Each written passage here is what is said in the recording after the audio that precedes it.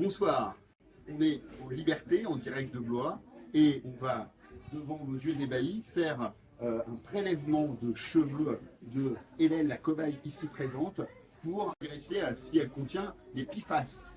Alors il y aura, pour participer à cette expérience, Hélène, Isabelle, coiffeuse, et Guillaume qui sert d'huissier et qui va mettre sous enveloppe le résultat final. Alors Hélène, si je peux te présenter et expliquer c'est quoi les PFAS. Hélène Menou, en fait, je suis adjointe à la ville de Blois avec une délégation agriculture européenne, biodiversité et plan climat, globalement. J'ai été tirée au sort pour qu'on prélève des cheveux qui vont être analysés par un laboratoire indépendant pour détecter les PFAS.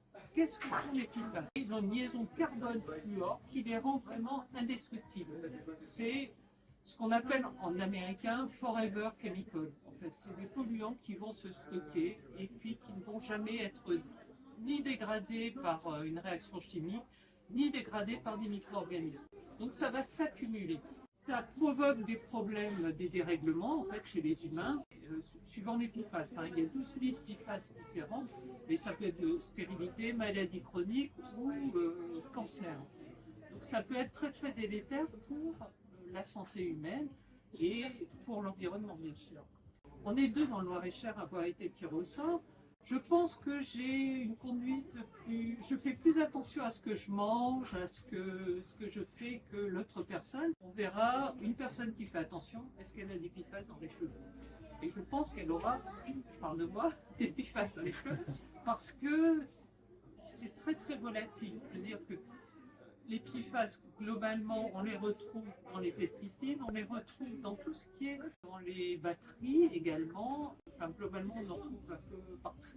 Voilà. Il faut dire que c'est une campagne qui a été lancée par Nicolas Thierry, qui est député écologiste et qui est relayée un peu partout en France, et qui est aussi fait par une association Génération Future, qui fait des prélèvements et des analyses un peu partout en France. Et par exemple, cette semaine, ils ont découvert que dans le Gard, il y a une usine qui s'appelle Solvay, qui produit des PFAS, et ils ont fait les mesures, pour l'instant, les plus fortes qu'ils avaient jamais faites depuis le début, même au niveau mondial. Le problème, c'est que les rejets de ce type d'usine, et il y en a plusieurs comme ça en France, ça va directement dans les eaux de surface et les eaux souterraines, et c'est consommé quotidiennement par les consommateurs. Donc l'enjeu pour nous, c'est de dire que c'est un vrai problème. Il y a un début de réglementation au niveau européen pour aller vers l'interdiction des PFAS, mais ce n'est pas encore le cas. Et ce qu'on veut, c'est alerter les autorités publiques pour prendre rapidement des décisions. Nicolas Thierry propose en proposition de loi de supprimer vraiment dès que possible, tout de suite, en fait, tous les PFAS pour lesquels il y a une alternative. Deuxièmement, doser les PFAS dans l'eau, parce que pour le moment, les ARS, les agences régionales de santé, commencent vraiment à se poser la question, à prendre en compte l'ampleur du problème. Et troisièmement, faire dépolluer les sites qui sont extrêmement pollués, comme dans le Gard, c'est vraiment une pollution, ils n'ont jamais vu ça dans le monde entier. A few moments later. Je vais faire 2 prélèvements sur des règles très précises. Donc 3 cm correspondent à peu près à la mèche que j'ai là. Il faut une mèche de plus de 3 cm. Et ensuite, je vais prendre les ciseaux. Je vais faire 2 fois 2 mèches à la racine.